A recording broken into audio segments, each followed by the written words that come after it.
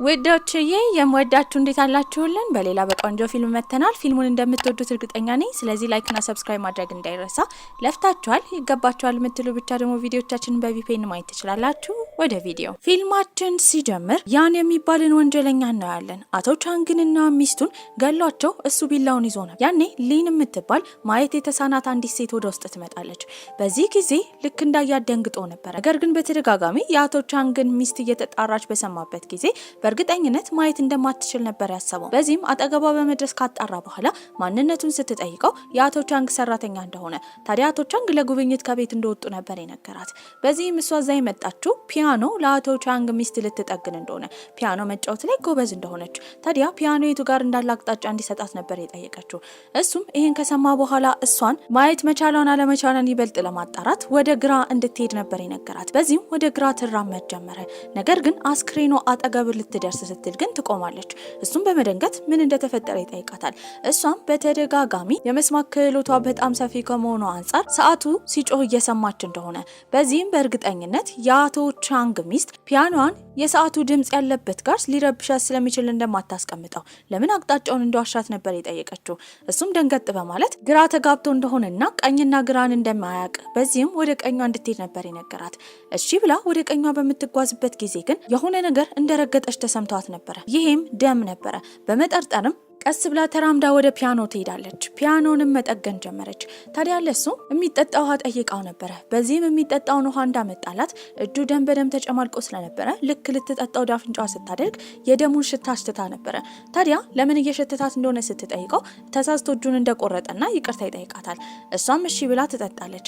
ታዲያ ድጋሚ ልትወጣ ስትል ያንን ደም ስለረገጠች ከወጣች በኋላ በምርኩዟ አማካኝነት ደሙን ስታሸተው ሌላ ደም መሬት ላይ እንዳለ ነበር የተረዳችው። በእርግጠኝነት አቶ ቻንግን ወይም ሚስቱን ገሏል ብላ ጠርጥራ ነበረ። ይህን ስታወራ ሰምቷት ነበረ። ምን እንዳለችና እንድትደግምለት ይነግራታል። በድንጋጤ ስትፈራ ወዲያው የሰማው የፖሊስ መኪና ድምጽ ነበረ። በዚህም አፏን አፍኖ ወደ ውስጥ ያስገባታል። ወዲያው አፏን የሸፈነበትን እጅ ከነከሰች በኋላ ለማምለጥ ስትሞክር ቦርሳዋን ነበር የያዘው። ቦርሳ ውስጥ ያሉ ፋይሎች እንዳለ ወደ ላይ ይበተናሉ። በዚህ ጊዜ ልትወድቅ ስትል ይይዛታል። በማያውቀው ሁኔታ ወንጀለኛው አፍቃሪ ሆነ። ልክ እንዳያት በፍቅሯ ወድቆ ነበረ። በቀጣይ ቀንም እሱ በሚታይበት ጊዜ በሀገሪቷ ውስጥ አለ የተባለ የባለ ሀብት ልጅ ከመሆን ባሻገር በጣም ጎበዝ ታዋቂ ዶክተር ነበረ። ታዲያ በስራው ደግሞ ሰርጅን ነው። በዚህም ከሰርጀሪ በኋላ ቢሮ በነበረበት ጊዜ በአካባቢው ታይቷል ተብሎ ስለተጠረጠረ ፖሊሶችም የአቶ ቻንግና የሚስቱን ግድያ ወንጀል በጋዜጣ ይፋ ስላወጡ መጀመሪያ ተጠርጣሪ በማድረግ እሱን ለማግኘት ነበር የሄዱት። ታዲያ እሱም ቃለ መጠየቅ ይደረግለታል። ምስክር እንዳለ በመናገርም ሊንን ወደ ውስጥ ይዘዋት ገብተው ነበረ። እሷም ስትናገር የነበረው የገዳዩን ጠረን እንደምታውቀው ውስጥም እንዳገኘችው ነበረ። በመቅረብም ጠረኑን ታሸተዋለች። አወቀች አላወቀች ብሎ ግራ ተጋብቶ በነበረበት ጊዜ ግን እሱ እንዳልሆነ ነበር የተናገረችው። የተባለው ፖሊስ ግን ነገሩ እንዳላበቃና ተመልሶ መረጃ ሲያገኝ እሱ ጋር እንደሚመጣ ነግሮታል። ቶሎ ነገሮች የሚያልፉለት የባለ ሀብት ልጅ ስለሆነ ነበር። ድጋሚ እሷን ስላገኘ ግን ደስ ብሎት ነበረ። ታዲያ ስለ ሊን እንዲጣራለትም ለሱ ተላላኪ ትዕዛዝ ይሰጣል። ከተጣራም በኋላ በጣም ጎበዝ ፒያኖ ተጫዋች እንደሆነች፣ ያደገችው የበጎ አድራጎት ድርጅት ውስጥ እንደሆነና በ7 ዓመቷ የማየት ችሎታዋን እንዳጣች፣ ይህም የተፈጠረው በእሳት አደጋ አማካኝነት እንደሆነ ነበር የተረዳው። እሷም ስራ ላይ ነበረች። ፒያኖ በመጫወት አንድ ባለ ሀብትን ታዝናና ነበረ። ሰውየው ግን ባልተገባ መልኩ ይቀርባትና ይታገላት ጀመረ። ያ ብቻ አልነበረም። ሰውየው ተስፋ ሳይቆርጥ ማታ ላይ ገሏን በምትታጠብበት ጊዜ ተደብቆ እየተመለከታት ነው። አሁንም ያንን ሰውዬ ለመቅጣት የመጣው በዚህም እሷ አጠገብ እንዳይደርስ ያስጠነቅቀው ጀመረ። ነገር ግን ይህን ሁሉ ነገር ስታቀናብር የነበረችው ሊን ነበረች። የተለያዩ ጉዳቶችን ራሷ ላይ ማድረስ የምትሞክረው እሱ መጥቶ እንዲያድናት ነበረ። ፊቷ ላይ ከሚታየው ምስኪንነት ባሻገር ውስጧ በጣም ክፉ ነበረ። ልትበቀለው እንዲሁም ልታጋልጠው፣ ከዛ ባሻገርም ያን እንዲረዳው የምትፈልገው አንድ ታሪክ ነበራት። እሱም ካዳናትና ልብሷን ከለበሰች በኋላ ሲጠይቃት የነበረው እሱ በቦታው እንደተገኘ ያን ቀን ምሽት እያወቀች ለምን ለፖሊሶቹ እንዳልተናገረች ነበረ። እሷን ብታቅም እርዳታውን እንደምትፈልግ አንድ ስራ እንደምታዘው ነበር የተናገረችው። ይህም በህፃንነቷ ጊዜ ህይወቷን ያዳነላት አንድ ሰውዬ እንደነበር፣ ታዲያ ያንን ሰውዬ የገደለውን ሰው እንዲያውቅላት እንዲረዳትና እንዲፈልግላት ነበር የጠየቀችው። ይህንን ሲሰማ በጣም ይገረማል። ከአሰሪዋ ቤት በምትወጣበት ጊዜ ትላንትና ለተጫወተችው ፒያኖ ገንዘብ ነበር የጠየቀችው። ሰውየው ግን ትላንት ችግር ስለፈጠረችበት እንደማይሰጣት በመናገር አንገቷን ያንቃታል። ያኔ የያን ተላላኪ ቾ ነበር የመጣው። ሰውየውን ካስቆመው በኋላ እሷን ያን ማናገር እንደሚፈልግ የፈለገችውን መረጃ እንዳገኘላት ነበር ያሳወቃት። እሺ ብላም እሱ ጋር ትሄዳለች። ያለችውን ሰውዬ እንዳገኘ ስሙም አቶ ሄ እንደሆነ በአሁን ሰዓት የሚገኘው ሆስፒታል ውስጥ የአእምሮ ህሙማን ክትትል እየተደረገለት እንደሆነ ይነግራታል። በዚህም ያንን ሰውዬ አግኝታ መረጃ ለማወጣጣት ትልቅ ፍላጎት ስላላት እጇን ትከሻው ላይ በማድረግ እሱ እየመራት ነበር ወደ ቦታው የወሰዳት። ታዲያ አቶ ሄ ግን ልክ እሷን እንዳያት ስለት በማውጣት ሊወጋት ይሞክራል። በዚህም ጊዜ እሷ ጉዳት እንዳይደርስባት ስለቱን በእጁ ጥብቅ አድርጎ የያዘው ያን ነበረ። ይህንን ያየው አቶ ሄም በድንጋጤ እየሮጠ ይወጣል። ያንም ተከትሎት እሱን ለመያዝ እየሞከረ ነበረ። ፈርታ ግራ በማጋባት ውስጥ ሆና እሱን ለማግኘት እየሄደች ነበረ። ዝናብ ነበረ። ከአንድ ሰው ጋር ትጋጭና መሬት ላይ ትወድቃለች። ያኔ ጥላ ይዞላት ያን ይመጣ ከመሬትም እጁን ዘርግቶ አንስቷት ነበረ። በዚህ ጊዜ ለራሷ ስትል የነበረው በጣም ይቅርታ፣ ነገር ግን ምንም ቢሆን የአባትህን ማንነት ላንተ ማሳወቅ አለብኝ። እዚህ ነገሩ ስለከተትኩህ ግን በራሴ በጣም አዝኛለሁ። የአቶ ቻንግና የሚስቱ የግድያ ወንጀልን በሚታይበት ጊዜ እሱ ዶክተር ስለሆነ እነሱን ለማከም በቦታው በሚመጣበት ሰዓት አንድ ሰውዬ ከጀርባ ይመታዋል። ታዲያ ራሱን ከሳተበት ሲነቃ ግን ሁለቱ ሰዎች ፊት ለፊቱ ተዘርረው ሞተው እሱን በማያውቀው ሁኔታ ስለቱን በእጁ ይዞ ነበረ። በዚህ ጊዜ ምንም ስለማያስታውስ ራሱን እንደ ወንጀለኛ ቆጠረ እንጂ እሱ አልገደለም ነበረ። ወደ ቤትም ከወሰደ በኋላ ሕክምና አድርጎላት በጣም ስለደከማትም እዛው እንቅልፍ ይወስዳታል። ወደ አልጋውም ይወስዳታል። ከዛ ጊዜ ጀምሮ ስለሷ ከማሰብ ወደ ኋላ አላለም። የሱ ተላላኪ አቶ ቾም ከመጣ በኋላ ሲነግረው የነበረው መርማሪ ቾ ሊንን ሄዶ እያስጨነቃት እንደሆነ፣ ታዲያ ያን ወንጀለኛ እንደሆነ እንድትመሰክር እያስገደዳት እንደሆነ ነበር የሰማው። በዚህ ጊዜ መርማሪ ው እሷን በተደጋጋሚ ጥያቄ እያቀረበላት ነው። እሷም እንደማታውቅና ያን ገዳይ እንዳልሆነትና ለማስፈራራትም በእጇ አንሶላ እንድትይዝ ካደረገ በኋላ ወደ ታች ወደ ፎቁ ይወረውራታል። በተደጋጋሚ ያን ጥፋተኛ አይደለም እያለች ነበር። ያኔ እሱ አንሶላውን ሲለቀው ግን መጥቶ የያዘው ያን ነበረ። በዚህም ያን ከዚህ በኋላ ጉዳት እንዳይደርስባት ብቻዋን መኖር እንደሌለባትና ከዚህ በኋላ እሱ ስለሚጠብቃት ወደ ራሱ ቤት ሊወስዳት እንደሆነ ነበር የነገራት። ይህንን ስትሰማ ፊቷ ላይ ያሰበችው እንዳለ እንደተሳካ ለማሳየት ፈገግ ትላለች። ከአቶ ው ጋር አብራ ትሰራ ነበረ። ከዛ ባሻገርም ከሚያሰራት ሰውዬ ጋር እሷ ቀጥራው ጉዳት እንዳይደርስባት እስካሁን ስታቀነባብር የነበረችው እሱ ጎን ሆና እሱ ቤት እንድትኖር ለማድረግ ነበረ። አቶ ቻንግንና ሚስቱን ሁላ የገደለው ይሄ ፖሊሱ አቶ ው ነበረ። ታዲያ እሷ ያንን ለምን መቅረብ ፈለገች ከተባለ አባትና እናቷን የገደለ ከዛ ባሻገርም በፈጠረው እሳት አደጋ አማካኝነት አይኗን ያጣችው በያን አባት አማካኝነት ስለሆነ እሱን አጠገቡና ለመበቀል ካላት ትልቅ ፍላጎት ነው። እሷ ብቻ ሳትሆን መርማሪ ው ራሱ ቤተሰቦቹን በያን አባት አማካኝነት ነበር ያጣው። እሱ ቤት የመጀመሪያ ቀን ስታደር ግን ቅዠት እያሰቃያት ነበረ። በዚህም የጃንግ ልጅ እንደሆነች እንዳወቀ እናቷን እንደገደለ እሷን እንደሚገላት አንቆ ሲያስፈራራት ነበረ። እየቃዠች የነቃች ለመረጋጋትም ቤቱን እየተዘዋወረች በምታይበት ጊዜ የያን አባት ዩ ነበር የያዛት። እሱም እላዩ ላይ ካስቀመጣት በኋላ ለምን እዚህ ቤት እንደመጣች ልጁ ላይስ ልትመሰክር እንደሆነ ነበር ሲጠይቃት የነበረው። እሷም እንደዛ እንዳልሆነ መርማሪው መስክሪ ብሎ እያጨናነቃት ስለሆነ የራሱ ልጅ ለጥበቃዋ ሲል እዚህ እንዳመጣትና ከፈለገ ደግሞ ያንንም ሆነ የሱን ተላላኪ አቶቾ መጠየቅ እንደሚችል ነበር ስትነግረው የነበረው። ጠርጥሯታል። ነገር ግን ያለችውን ነገር ከማመን ወደ ኋላ አላለም። በቀጣይ ቀንም መርማሪው ጋር ከሄደች በኋላ የያን አባት ዩ በህገወጥ መንገድ የተለያዩ እጾችን እንደሚያዘዋውር በዚህም ያዘዋወረበትን የባንክ አካውንት እንዲሁም የተለያዩ መረጃዎች ካገኙ እሱን ማሳሰር ስለሚችሉ ያንን መፈለግ እንዳለባቸው ነበር ስታሳውቀው የነበረው። የያንንም ትኩረት ለማግኘት በቻለችው መጠን ትሞክር ነበረ። ታዲያ ሆን ብላ ብርጭቆ ትጥላለች። እግሯን እንዳትወጋም አንስቶ ካስቀመጣት በኋላ እያንዳንዱን ብርጭቆ ይለቅም ጀመረ። ሊስማትም ይቀርባታል። በዚህ ጊዜ ግን በጣም እንደሚወዳት ነበር የተረዳችው። አባቱ ዩም ይህን ይመለከታል። እሱንም ለብቻው ከጠራው በኋላ ወደ ውጭ ሀገር ሊሄድ 3 ወር እንደቀረው፣ ታዲያ ሊን ደግሞ ለቤተሰባቸው የምትመጥን አይነት ሴት እንዳልሆነች ከእሷ ጋር የፍቅር ግንኙነት ከሚጀምር ለትንሽ ጊዜ ይጫወትባትና እንዲተዋት ነበር ሲመክረው የነበረው።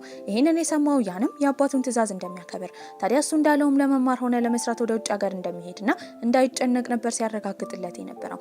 ይህንን የሰማችው ሊን በቀሏን ለመበቀል 3 ወር ብቻ እንዳላት ነበር የተረዳችው። በመቀጠልም ያሰበችው ነገር የአቶ ዩ ተላላኪ እንዲሁም ቀኝ እጁንና አቶ ዩን አንድ ላይ በማጣላት ሁለቱ ስቃይ ውስጥ እንዲገቡ ማድረግ ነበረ።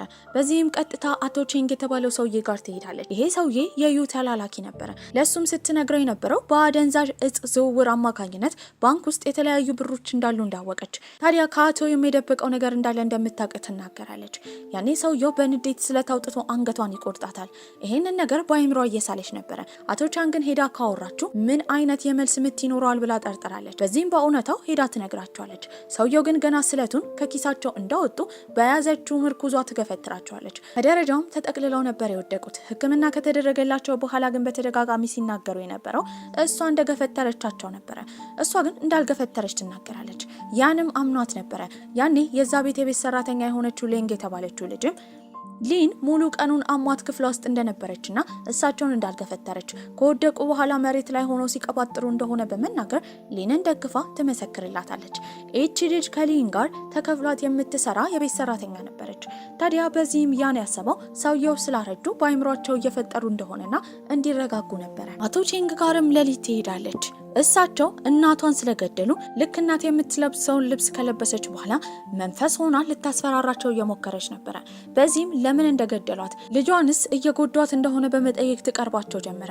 እሳቸውም ቁርጥ ጂያንግ የተባለችውን ከዚህ ቀደም የሞተችውን ሴት ስለምትመስል ፈርተው ይርበደበዱ ጀመረ። በዚህም ግን ወዲያው ከዛ ትጠፋለች። እሳቸውም ከእንቅልፋቸው ይነቃሉ። ታዲያ ይሄ ነገር ህልም ቅዠት ይሁን ወይም ደግሞ እውነታ ግራ ተጋብተው ነበረ። በቀጣይ ቀንም ቶሎ ብለው አቶ ዩ ጋር ከሄዱ በኋላ አንድ ላይ የገደሏት ጂያንግ ልጅ እንደሆነች ስለ ሊን እያወሩ ነበረ። አቶ ዩም በዚህ ነገር ወዲያው ስላላመኑ መረጃ እንዲያመጡ ነበር የነገራቸው። አቶ ቻንግም ቀጥታ ሊን ክፍል ነበር የሄዱት። እዛም የእሷንና የእናቷን ፎቶ ያገኛሉ። በዚህም ልክ ሊን ስትወጣ ተደብቀው ያንን ፎቶ በመውሰድ ለዩ ሊሰጡት ሲሉ በሚከፈትበት ጊዜ ሳጥን ውስጥ ያ ፎቶ አልነበረም። በዚህም አሁንም የተረዱት በአይምሯቸው እየፈጠሩ እንደሆነ ነበረ። ቼንግን ለማሳበድ ሁሌ ማታ ማታ መንፈስ ሆና እሱ ክፍል ትሄድ ነበረ። ከዛ ባሻገርም አቶ ቼንግ ምግብ ሰርተው ለሁሉም በሚያቀርቡበት ጊዜ ወዲያው ምግቡን አሽትታ ውስጡ መርዝ እንዳለውና እንዳይበሉት ትናገራለች። በዚህም እውነትም ሲመረመር ውስጡ መርዝ ነበረ። ነገር ግን አቶ ቼንግ አልጨመሩትም። የጨመረችው በእሷ የተከፈለችው የቤት ሰራተኛ ነበረች። እነ ያን ግን የጠረጠሩት አቶ ቼንግን ነው። በመቀጠልም ወደ እናቱ መቃብር ስፍራ ነበረ ያን የወሰዳት ከእናቱ ጋር ሊያስተዋውቃት እንደሚፈልግ። እናቱ ተገላበት እንደሆነ ነበረ ሲናገር የነበረው። በዚህም የተረዳችው ከዚህ ቀደም የበጎ አድራጎት ድርጅት ውስጥ በነበረችበት ጊዜ የእሱ እናት ስትንከባከባት እንደነበረ ነው። በዚህም ግን የእሷም እናት ስለተገደለች ገዳዩን ፈልገው ማግኘት እንዳለባቸው ትነግረዋለች። ያንም እንደሚረዳት ነበር ያሳወቃት። ታዲያ ከእናቷ ግድያ ጋር ተያያዥነት አለው ተብሎ የተጠረጠረ አንድን ሰውዬ ለማግኘት ትሄዳለች። ልክ እንዳያት ሊገላት ነበረ። ታዲያ ግን ከዛ በፊት የደረሰላት ያን ነው። ሰውየውንም ያፋጥጡት ጀመረ። በዚህም የእሷን እናት የገደለው ሰውዬ እጅ ላይ ሽታ እንዳለ ነበር የተናገረው። በዚህ ጊዜ የእሷንም እናት ሆነ የእሱን እናት የገደለው ሰው ተመሳሳይ ነው ብለው የጠረጠሩት እነያን በጣም ይናደዳል። ምክንያቱም አባቱ የእናቱ ገዳይ እንደታሰረ ነግሮት ነበረ። አሁን ደግሞ ሌላ መረጃ አግኝቷል። የተናደደው አዛውንቱ ቼንግም የተከታተለው ሊንን ነበረ። በዚህም ያግታታል። ሚስጥሯን እንዳወቀ የጂያንግ ልጅ እንደሆነች እናቷን እንደገደሉ እሷንም እንደሚገሏት እያስፈራራት ነበረ። ሊረዳት የመጣው መርማሪ ው ነበረ። በዚህም ቼንግን ያስሩታል። ታዲያ እሱንም ያፋጥጡት ጀመረ። እሳቸውም ሲናገሩ የነበረው ብቻቸውን እንዳልገደሉ የዩ ትዕዛዝ እንደሆነና ከሱ ጋር ሲሰሩ እንደነበረ ነው። ታዲያ ግን እሷ እሳቸውን መግደል ፈልጋለች።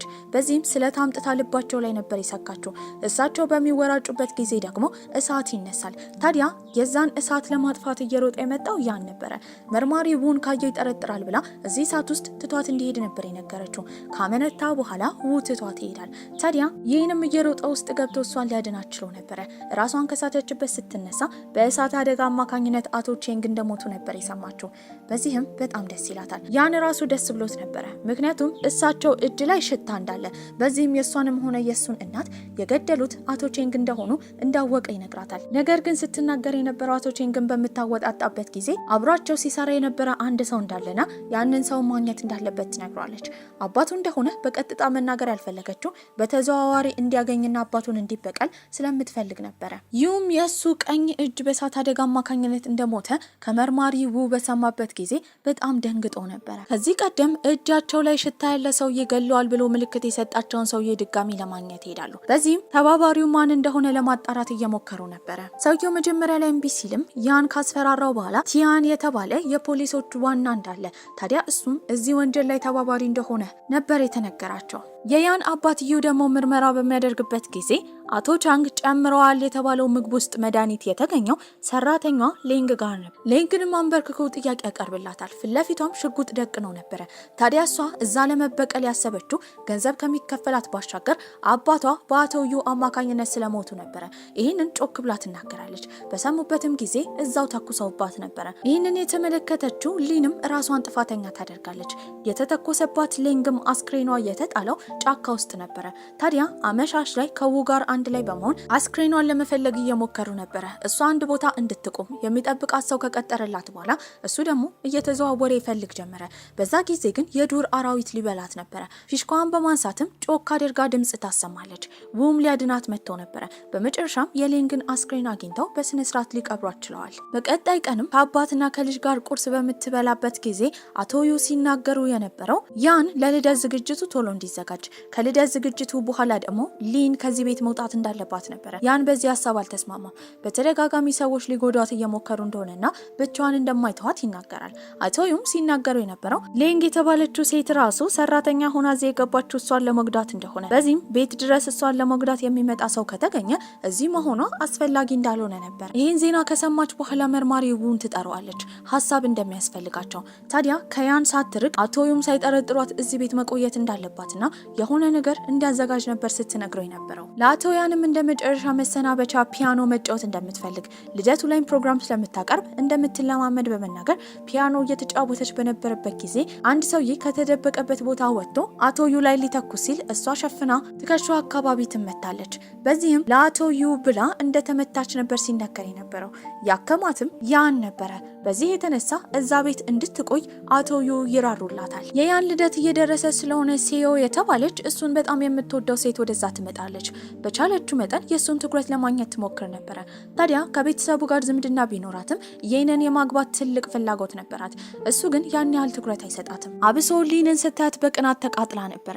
ታዲያ ያንን ለመቅረብና አብራው ለመሆን ብትሞክርም እሱ ግን እንደ እህት ነበር የሚያያት። አብሶ ጥብቅ ያለችና ሙጭ አይነት ሴት ስለሆነች አይወዳትም ነበረ። ሴዮ ግን እሱን እንደምትወደውና ሊን መራቅ እንዳለባት ከመናገር ወደ ኋላ አትልም ነበረ። አፋን እንድትቆጥብ ሲነግራት የነበረው ያን ነው። የልደት ዝግጅቱም ይደርሳል። ተጋባዦች መጥተው ነበረ። በዚህም እዛ ዝግጅት ላይ እሷን ለማዋረድ ሴዮ ስሟ ትክክለኛዋ ሊን እንዳልሆነ የውሸት ስም እንዳላት የኖረችው በጎ አድራጎት ድርጅት ውስጥ እንደሆነና አጭበርባሪ እንደሆነች ስለሷ በሰው ፊት ትናገራለች። ያን የመጣው ያን ነበረ ዝም እንድትል መጀመሪያ ካወቃት ጊዜ ጀምሮ ስለሷ እንዳጣራ። ታዲያ ልብሷን ስለቀደደችባት የጀርባ ጠባሳ በሚታይበት ጊዜ በእሳት አደጋ አማካኝነት ጀርባ እንደተጎዳና አይኗም የጠፋው በዛ አማካኝነት እንደሆነ ተናግሮ ነበረ። ይህንን የሰማችው ሴዮ ስለሷ ስላገዘ በጣም ትናደዳለች። እንደሚያፈቅራትም ትጠይቀዋለች። እሱም በሙሉ አፉ እንደሚያፈቅራት ነበር የተናገረው። ሊንም የቀናች በማስመሰል በሲዮና በሱ መካከል ምን እንዳለ ነበር ይጠይቃል። ለምንስ እጮኜ እያለች እንደምትጠራው ትጠይቀዋለች። እሱም ሲናገር የነበረው በመካከላቸው ያን ያህል ነገር እንደሌለና ሲዮ በአይምሮ የፈጠረችው እንደሆነ ያሳውቃታል። ታዲያ ግን ሊን አሁን ስሜቷን መቆጣጠር እየከበዳት ነበረ። ለቤተሰቦቿ መበቀል ይኖርባት፣ ለነሱ ታማኝ መሆን ይኖርባት፣ ወይ ደግሞ እንደዚህ ለወደዳትና ቅድሚያ ለሰጣት ያን ፍቅር መስጠት ይኖርባት ግራ ተጋብታ ነበር። ወደ በጎ አድራጎት ድርጅትን በቀጣይ ቀን በመሄድ አንዲት ህፃን ልጅን ጎብኝተው ነበር የተመለሱት። ሲዮ ደግሞ በሁለቱ መካከል ጣልቃ እየገባች ልታለያያቸው ብትሞክርም ፍጹም እየተቀራረቡ ነበር። በመቀጠልም ከው ጋር ከተገናኘች በኋላ በቀጣይ ትኩረት ማድረግ ያለባቸው ፖሊሱ ቲያን ላይ እንደሆነ እሱ ከአደንዛዥ እጽ ጋር ከዛ ባሻገር ደግሞ ከአቶ ዩ ጋር ትልቅ ቁርኝነት ስላለው በቤተሰቦቻቸው ግድያም ጣልቃ የገባይነት ሰው ስለሆነ እሱን መጀመሪያ ኢላማ ማድረግ እንዳለባቸውና እንደሚያስወግዱት ነበር የነገረችው። በዚህም ሀሳብ ይስማማል። ሲዮ ደግሞ እሷን ከመስደብ ከመናገር እንዲሁም በአይነ ስውርነቷ ከማሾፍ ወደ ኋላ አትልም ነበረ። በተደጋጋሚ ያን የእሷ እንደሆነ ትናገራለች። በዚህም በመካከላቸው ጥል ሲፈጠር እስካሁን የበቃት ሊን በጥፊ መታት ነበረ። ሁለቱ ሴቶች ሲደባደቡ ያን ለማገላገል ይመጣል። በዚህም ሲዮ ሊን እንደመታቻት ብትናገርም ሊን ግን እንዳልመታቻት ታሳውቃለች። ያንም ያመነው ሊንን ነበረ። ከሷ ጋር አብሮ የሚበቀለው መርማሪ ው ቲያን ከተባለው ሰውዬ እታች ሆኖ ነበር የሚሰራው። በዚህም ወደ ቤት እንዲመጡ ስለነገረችው ቲያንን ይዞ ወደ እነሱ ቤት መጥቶ ነበረ። እሷም ፒያኖ እየተጫወተች ነው። የወደቀች በማስመሰል ወድቃ ቀሚሷ ይቀደዳል። ታዲያ እንደዚህ አይነት ሴቶች ላይ የሚያተኩር አይነት ወንድ እንደሆነ ስላሰበችም በገላዋ ተማርኮ እየቀረባት ነው። ያንም ከላይ ሆኖ ይህን ነገር ተመልክቷል። ይህን የምታደርግ ለእናቷ ገዳይ በቀል ለማግኘት ቢሆንም ያደረገችው ነገር አላስደስተውም ነበረ። ቲያንና ዩም ከተገናኙ በኋላ ሲያወሩ የነበረው በህገወጥ መንገድ ስለሚያዘዋውሩት እጽ ነበረ። በዚህም መንግስት ማወቅ እንደሌለበት። ታዲያ ዩ ደግሞ ከሌላ ፖሊሶች ጋር ለመስራት ቢሞክር እንዲጠነቀቅ ቲያን እያስጠነቀቀው ነው። ዩ ምንም እንደማይፈጠር እየተናገረ ነበረ። ታዲያ ግን ቲያን እሱን ለማስፈራራት በሚል ያንን የምትወደው ሲዮ ላይ በመተኮስ እንድትሞት አድርጓት ነበረ። በዚህም ይሄ ዜና ይሰማል። ዩም በጣም ደንግጦ ነበረ። ያንም ይሄን ከሰማ በኋላ ቲያንን ለመበቀል ትልቅ ፍላጎት አድሮበት ነበረ። አባትየው ግን በዚህ ሀሳብ አልተስማማም። አባትየው የሆነ መንገድ መፈለግ እንዳለባቸውና እንዳይቻኮሉ እየነገረው ነበር። ያኔ ሊን አንድ ሀሳብ እንዳላት ቲያን እሷን ባልተገባ መልኩ ስለሚመለከታት እሱን ተጠቅማ ልታስወግደው እንደምትችል ነበር የተናገረችው። በዚህም እሱ ሁሌ ወደሚያዘወትርበት ባር ትሄዳለች። እዛም ፒያኖዋን ተጫውታለች። ከዛ ሆን ብላ ቀስ ብላ የሆቴል ክፍሏን ቁልፍ ትጥላለች። እሱም ያንን ቁልፍ ወስዶ ክፍሏ ድረስ ይከተላታል። በዚህም ሲነግራት የነበረው የዩና የዩ ልጅ እንደሰለቿት እሱን ፈልጋ እንደመጣች ይጠይቃታል። እሷም እሱ በጣም ጎበዝ መርማሪና ፖሊስ ስለሆነ የእሱን እርዳታ ፈልጋ እንደሆነ ከሱ ጋር ጊዜ እንደምታሳልፍ ትነግረዋለች። ልታማልለው ሞክራ የደበቀችውን ስለት አውጥታ ልትወጋው ስትል ጠንካራ ስለነበረ በቀላሉ አንቋታል። ለረጅም ሰዓት እየታገለችው ነበረ። ያኔ ያንና ተላላኪዎቹ ወደ ውስጥ ይገባሉ። በዚህም ቲያን እሷ ላይ ስለት በማድረግ ካስፈራራት በኋላ እሷን አግቶ ወደ ራሱ ቤት ወስዷት ነበረ። ይህንን የተመለከተው ያን እንዴት ብሎ እሷን ላድን ብሎ ከዩ ጋር ይማከራል። በዚህም አቶ ቲያን በጣም ተናዶባት ነበረ። እሷንም እንዴት ልትገለው እንደሞከረች ይጠይቃታል። ያዘዛት አቶ ዩ እንደሆነና ትዕዛዝ እያከበረች እንደሆነ ትናገራለች። ታዲያ እሱ መርማሪ ው ቀኝ እጁ ነው ብሎ ስለሚያስብ እሷን ሄዶ እንዲያስራት ነበር ትዕዛዝ የሰጠው። ነገር ግን እሷን የደበቃት እሱ ለብቻው የሚገባበት ቢሮ ውስጥ ነበረ። ቲያንም እንደተለመደው መረጃውን ለመክፈት ሄዶ የይለፍ ቃል በማስገባት የተለያዩ ድብቅ መረጃዎችን የሚያስቀምጥበትን ሳጥን ይከፍታል። ከፍቶ መረጃ ካወጣ በኋላ መልሶ ዘግቶት ነበረ። እሷ ግን የመስማት ክህሎቷ በጣም ጎበዝ ስለሆነ እንደምንም ብላ ያንን ሳጥን ከፍታ መረጃውን ማውጣት ችላ ነበረ። ታዲያ ው ተባብሯትም ያንን ቲያን የተባለ ሰውዬ ታስረዋለች። እሱንም ሊበቀሉት እንደመጡ ታዲያ የእሱንም የውንም ቤተሰብ እንደገደለ አሁን እንደሚሞትና እስሩ ጽድ ካደረጉ በኋላ በገመድ አስረው ያስቀምጡታል። አጠገቡም ጋዝ ካርከፈከፉ በኋላ ትንሽዬ ሻማ ያስቀምጣሉ።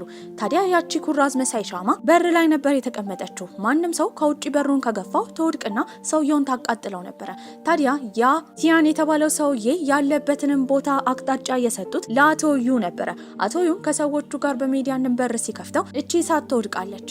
አቶ ቲያንም ቅጥልጥል ብለው እዛ ነበር የሞቱት። ታዲያ ሊንም ሄዳ ለባሏ ሁሉን ነገር ትናገራለች።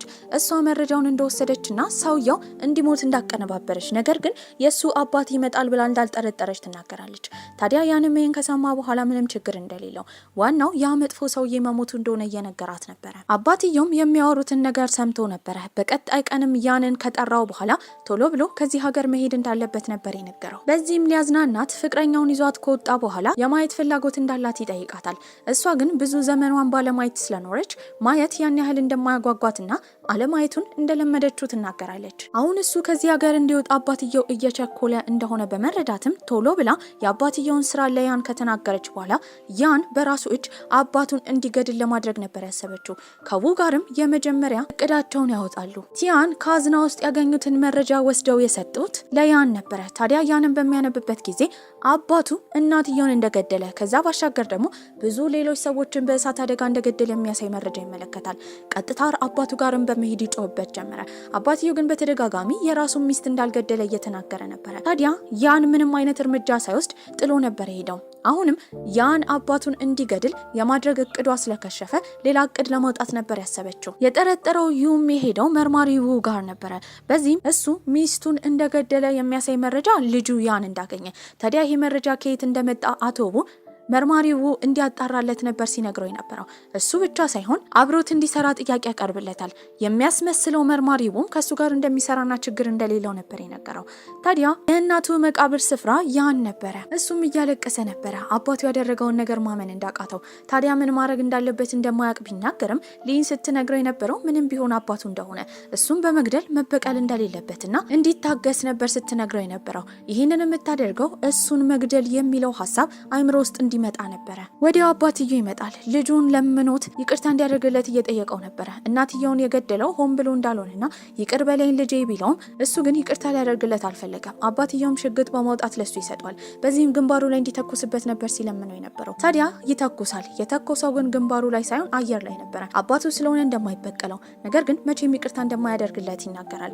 ይህንን ቆማ የመሰከረችው ሊን አሁንም እቅዷ እንደከሸፈና ሌላ እቅድ መፈለግ እንዳለባት ትረዳለች። የቤት ሰራተኛዋንም በመጠቀም መድኃኒት ምግቡ ላይ በማድረግ የማይታዩ ነገሮች እንዲታዩትና እንዲቀባዥር ለማድረግ ነበር ያሰበችው። በዚህም የሱን ሚስት መስላ እሱ ጋር ትሄዳለች። ታዲያ የሞተች ሚስቱን አገኘው ብሎ ሊስማት በሚጠጋበት ጊዜ ትጮህ ጀመረ። ያኔ ያን ይመጣል። ሚስቱን ሌላ ነገር ለማድረግ አባቱ እንደሞከረ በማሰብም ያስፈራራው ጀመረ። አሁንም ሽጉጥ ደቅኖበታል። ነገር ግን አልገደለውም። በዚህም እቅዶቿ ስላልተሳኩ አሁን ማድረግ ያለባት ያን ወደ ውጭ ሀገር እንዳይሄድና እዚህ እንዲቀር ማድረግ ነበር። ይህን ማድረግ የምትችለው ደግሞ በጋብቻ ካሰረችው ብቻ እንደሆነ ተረድታለች። አባትየው ዩ ደግሞ ትላንትና ያደረጉት ነገር ስህተት እንደሆነ በመረዳት መድኃኒት ውስጥ የሆነ መርዝ እንደተጨመረ በዚህም ሰራተኛዋ ላይ ሽጉጥ በመደገን ጥያቄ ይጠይቋታል። እሷ ምንም እንዳላደረገች ትናገራለች። ያንም ይመጣል። ምግቡን እንደመረመረውና ምግቡ ላይ ምንም አይነት መድኃኒት እንዳላገኘ ይናገራል። ይህንን ያደረገችው ሊን ቀድማ ስላጸዳዳችው ነበረ። ከዚህ ጀርባ ያለችው ሊን ናት ብሎ አባትየው በመጠርጠርም እሷ ጋር ከሄደ በኋላ እንደሚገላት እያስፈራራት ነበረ። ያንም ይመጣል። አባቱ ለመጨረሻ ጊዜ እንዲጠነቀቅ በፍቅረኛው ከመጣ ግን እንደማይምረው እየተናገረ ነበረ። በዚህም እሷ እንደፈራች በማስመሰል ይሄ ድራማ ቢመቻትም ስትናገር የነበረው እሱን ማጣት ስለማትፈልግ ልታገባው እንደምትፈልግ ነበረ። ይሄ ሀሳብ እንደመጣለት አንድ ላይ ራት ሲመገቡ እሷን ማግባት እንደሚፈልግ ለአባትየው ይናገራል። አባትየው ግን በዚህ ሀሳብ አልተስማማም። ታዲያ አባትየውም ልጁ እዚህ ትዳር ውስጥ እንዳይገባ ሊን እንድትገደልና ካልሆነ ደግሞ በህይወቷ እንድትቀበር ለማድረግ ሁለት ሰዎችን ይልካል። ይሄንን ሀሳቡን ሰምታ ነበረ። ነገር ግን አባቱ መጥፎ እንደሆነ ይበልጥ እንዲያቅብላ እንዲያደርጉት ፈቅዳላቸው ነበረ። ያግቷታል። በመቀጠልም ቆፍረው ሊቀብሯት ነበረ። ነገር ግን ሆን ብላ ምርኩዟን ትታ ነበር ከቤት የወጣችው። የሚፈልጋት ያንም ያለ ምርኩዟ መሄድ ስለማትችል የሆነ ነገር እንደደረሰባት በማሰብም እየሮጠ ወደ ጫካው ይሄዳል። ታዲያ እዛም ሊያድናት ችሎ ነበረ። ይህንን ያደረገው አባቱ እንደሆነ ትናገራለች። ታዲያ እጮኛው ስለሆነች ማንም ሰው እንዲጎዳት እንደማይፈቅድ ቃል ከገባላት በኋላ በቀጣይ ቀን ሽጉጥ በመያዝ ሄደው አባቱ ጋር ነበረ። አባቱንም በተደጋጋሚ እንዳስጠነቀቀው ነገር ግን እንዳልሰማው በመናገር ጭቅጭቁ ሲጋጋል አባቱ ላይ ነበር የተኮሰው። እንደ ድንገት ሆኖ ግን አባቱ የደረት ሰዓት አድርጎ ስለነበረ ጥይቱ የመታው እሱን ነበር። በዚህም የዳነው አባትየው ልጁንና ሊንን ለመለያየት ሌላ ሀሳብ ማምጣት እንዳለበት ነበር ያሰበው። በዚህም የተለያዩ እቅዶችን ያወጣል። ልጁንም ሰዎች አስረው እንዲያስቀምጡት ትዕዛዝ ስለሰጠ እሷን ደግሞ ከቤት እንድትወጣ ነበር የነገራት። እሷም ያዘነች መስላ እቃዋን ተሰበስባለች። ታዲያ ጺምና ሌላ ጸጉር አድርጎ ወዛደር መስሎ የመጣው መርማሪ ው ነበረ። ልብሷንም ይዞላት ይወጣል። ታዲያ እሷ እንደምንም ብሎ ያንን እንዲያስፈታላት ነበር የነገረችው። አቶ ውም እሺ ይልና የሄደው ያን ጋር ነበረ። ልብስ ከተቀያየሩ በኋላ ልብስ እንዲቀያየሩ በማድረግ ያን እንዲወጣ ማድረግ ችለው ነበረ። ታሪኩንም ቀስ ብለው እንደሚያስረዱ ታሳውቀውታል። አባትየው መጨረሻ ሰዓት ላይ ቢያውቅባቸው መሮጣው አምልጠዋል። ታዲያ እሷም እስከዛሬ ያደረገችውን እሱን ያታለለችውን የተጠቀመችበትን ስለ ያን እያንዳንዱን ነገር ለራሱ ትነግሯለች። እሱ ግን የጠየቃት አንድ ጥያቄ ነበረ። ፍቅሯ እውነት እንደሆነ ወይስ ውሸት እንደሆነ። በዚህ ጊዜ ዝም ትላለች። ያኔ የተረዳው ከመጀመሪያው እንዳላፈቀረችውና የቀረበችው ለበቀል እንደሆነ ነበረ። እያለቀሰም ጥሏት ይሄዳል። ያን ስላመለጠ መርማሪ ውን ስላገተው በቀጣይ ቀን አዲስ ሀሳብ በማምጣት የሄደችው ዩ ጋር ነበረ። በዚህም አደንዛዥ እጾቹ የት እንዳሉ እንደምታውቅ ታዲያ ያንን አቅጣጫ እንደምትሰጠውና ውን እንዲፈታው ነበር የነገረችው። ተስማምተው ይፈቷል። በተሰጣቸው አቅጣጫ መሰረት አደንዛዥ እጹን ለማግኘት ሲሄዱ ግን እዛ ምንም ሊያገኙ አልቻሉም ነበረ። በዚህም እሷን እንደሚገሏት ብታስብም ሰዎች አዘጋጅታ ነበረ። ትልቅ የተኩስ ልውውጥ ይደረጋል። ታዲያ ውም ከዛ ወጥቶ ሐኪም ቤት መሄድ ችሎ ነበረ። እሱንም ልትጎበኛው ትሄዳለች። ተዘናግተው በነበረበት ጊዜ ድጋሚ አባትየው ካገቷቸው በኋላ ትክክለኛ የአደንዛዥ እጾቹ ቦታ የት እንደሆነ እየጠየቋት ነበረ። እሷን በተደጋጋሚ እያለቀሰች እንደሚገደል በማሰብም አንድ ሀሳብ ታመጣለች። የተናገረችው እርጉዝ እንደሆነች ነበረ። ታዲያ ያረገዘችው ከልጃቸው እንደሆነ አቶ ዩ በመረዳትም እሷን ለመንከባከብና ሁሉን ነገር ይቅርታ ለማድረግ በማሰብ ይዟት የሄዱት ወደ ሆስፒታል ነበረ። ሆስፒታልም ምርመራ ሲደረግላት እርጉዝ ነበረች። በዚህም ሁለቱ ቶሎ መጋባት እንዳለባቸው ይወስናሉ። ያንም ሲናገር የነበረው እሱን የቀረበችው ለፍቅር እንዳልሆነ እንደተረዳ፣ ታዲያ ሁለቱ ከተጋቡ በኋላ በቀሉን መበቀል እንደምትችልና እንዳታስብ ይነግራታል። በቀጣይ ጊዜም ዝግጅቱ ተዘጋጅቶ ሙሽሪትና ሙሽራ ቀለበት ከተደራረጉ በኋላ ባልና ሚስት ናቸው ከመባሉ በፊት የመጣችው ሞተች የተባለችው ሲዮ ነበረች። በዚህም ሞቷን ያቀነባበረችው ሊን እንደሆነች ከዛ ባሻገርም አሁን እርጉዝ እንዳልሆነችና ከሆስፒታሉ መረጃ እንዳገኘች ትናገራለች። በዚህ በቀል ሀሳብ መጀመሪያ ያን ተስማምቶ ነበረ። በዚህም ሚስቱ እርጉዝ እንዳልሆነች ያውቃል። ታዲያ ግን መረጃ ያወጣል። ያወጣውም አባቱ ላይ ነበረ። አባቱ የአደንዛዥ እጽ አዘዋዋሪ ከዛ ባሻገር ደግሞ ሰዎችን የገደለ ወንጀለኛ ስለሆነ መረጃ እንዳለው በማሳየት ፖሊሶቹን ከጠራ በኋላ ሚስቱን ይዞ እየሮጠ ከዛ ይሄዳል። ታዲያ ፖሊሶቹም አባትየውን ይከቡታል። ነገር ግን ሲዮን እንደታጋች በመያዝ ፖሊሶቹ ዞር እንዲሉ በማድረግ እሷን ይዞ ከዛ መሄድ ችሎ ነበረ። አባትየውና ሲዮ ካመለጡም በኋላ አባትየው ሲነግራት የነበረው ባቡር ተሳፍራ እንድታመልጥ እሷ በባቡር ሂጂ ቢላትም በያን ተስፋ መቁረጥ ስለማትፈልግ እሱን መልሳ የራሷ እንደምታደርግና አባትየውን እንደምትረዳው ትነግረዋለች። እሱም ይህን ከሰማ በኋላ አንድ ሀሳብ እንዳለው ነበር የነገራት። ሲዮን በቀጣይ ቀን እየሮጠች ያን ጋር ከሄደች በኋላ አባቱ ጥሏት ጫካ ውስጥ እንደሄደ አሁን አንድ ቦታ እንዲያደርሳት ትጠይቀው ጀመረ። ነገር ግን ሊታለልላት አልፈለገም። የእሱን ተላላኪ እንዲያደርሳት ነበር የነገረው። ይህንን ያደረጉት እሱ እንዲዘናጋ ብቻ ነበረ። በመቀጠልም የሱ አባት ያለበትን ቦታ መረጃ ካገኘች በኋላ ሰዎቿን ይዛ ሄዳ ነበረ። ነገር ግን ያው ወጥመድ ነበረ። እሱም ብዙ ሰዎችን ይዞ መጥቷል። ታዲያ እሷ ሰዎች ሙሉ በሚባል ሁኔታ ሞተው ነበረ። እሷም ለጥቂት ነበር የተረፈችው። እጮኛው ላይ ጉዳት እንደደረሰ የሰማው ያንም አባቱን ለማግኘት ሄዶ ነበረ። ነገር ግን ቢተኩስበትም አምልጦት ነበረ። ሊንንም ሄዶ እንዳትፈራ ይነግራታል። የቆሰለው ዩ አልሞተም ነበረ። አሁንም ሄደው ሲዮ ጋር ነበር። ታዲያ አንድ ጃፓናዊ ሰውዬ እንዳለ ስሙም ጀስትን እንደሆነ፣ ታዲያ እሱ በጣም ጎበዝ ተደባዳቢ ስለሆነ እሱ ማናገር እንዳለባቸው ነበረ ሲነግራት የነበረው። ያንን ሰውዬ እያፈላለጉ እንደሆነ እነ ያን ይሰማሉ። በዚህም ያንን ሰውዬ በመምሰል አባቱ ጋር ሄዶ ነበረ። አባትየው እንደተያዘ በሰማችበትም ጊዜ ግብረ አበሮቿን ይዛ ብትሄድም እሱ ላይ ሽጉጥ ስለደቀነ ምንም አይነት እርምጃ መውሰድ አልቻለችም። በዚህም እሱን ከሲዮ ጋር አንድ ላይ በመሆን ይዞት የሄደው የሚስቱ መቃብር ስፍራ ነበረ። ታዲያ ያንን ለመግደል አስቧል። ምክንያቱም ልጁ አሁን ጠላቱ ሆኖ ነበረ። በዚህ ነገር ግን ሲዮ አልተስማማችም ነበረ። ታዲያ በሽጉጡ ትግል በሚፈጥሩበት ጊዜ እሱ ላይ ሊተኮስበት ሲል ሲዮ ትሸፍነዋለች። እሷም እዛው ሞታ ነበረ። አባቱንም ለመጨረሻ ጊዜ ለመገላገል በማሰብ ከሱ ጋር ሲታገሉ አባትየው የወደቀው ወደ ድልድዩ ስር ነበረ። ያንም ሊን ጋር ከሄደ በኋላ ትክክለኛ ህይወት ለመኖር እየሞከሩ ነበረ። ፖሊሶችም እነሱ ጋር መጥተው ከገደሉ ስር ሰው እንደተገኘ፣ ነገር ግን ያ ሰው አባትየው ይሁን አይሁን እንዳልታወቀ ነበር ሲነገር የነበረው። ያንም ሄዶ አስክሬኑ እንደሚመለከት ያሳውቃል። የያንም ተላላኪ ቺዮ እሷ ጋር ከመጣ በኋላ ለአንድ ነገር ስለሚፈልጋት አብረው እንዲሄዱ ይጠይቃታል። እሷም ተስማምታ ተከትላ ስትሄድ ግን አባትየው አዞት እሷን መጥመድ ውስጥ አስገብቷት ነበር። ያኔ ሊያግታት ሲል ያን ነበር የመጣው። በዚህም ሽጉጥ በመደቀን ምንም ማድረግ ሳይችል የራሱን የድሮ ጓደኛውን እንዲሁም ተላላኪውን ገሎ እሷን አድኗት ነበረ። ሁሉም ነገሮች የተስተካከሉ ይመስላሉ። ባልና ሚስትም ድጋሚ በይፋ ለመጋባት ሰርጋቸው ላይ በነበሩበት ጊዜ ግን ያልሞተው ፊቱ ላይ ብቻ ጉዳት የደረሰበት የያን አባት ይመጣል። በዚህም ሊን ላይ ሊተኩስ ነበረ። ያኔ የሸፈናት ያን ነበረ። በተደጋጋሚ ሲተኩስ እንደምንም እየተመታ አባትየው ጋር ከሄደ በኋላ ሽጉጡን አዙሮ አባትየውን ጭንቅላቱን ከመታ በኋላ አባትየውም ይሞታል፣ ልጁ ያንም ይሞታል። ታዲያ ግን እያቃሰተ ከመሞቱ በፊት ያን የነገራት ይቅርታ ነበረ። ይህም እሷን ሊጠብቃት ባለመቻሉ ህይወቷን በደስታ እንድትኖር ነበር የነገራት። ከዛ ጊዜ በኋላ በአካባቢው ያሉ አደንዛዥ እጽ አዘዋዋሪዎች እንዳለ ታስረው ነበረ። ሀገሩ ሰላማዊ ይመስላል። እሷም ያደገችበት የበጎ አድራጎት ድርጅትን እያስተዳደረች ነበረ። በአይምሮዋ ግን አሁንም ያን አጠገቧ እንደሆነና እሱ ያላትን ህይወት ለመኖር እየሞከረች ነበረ።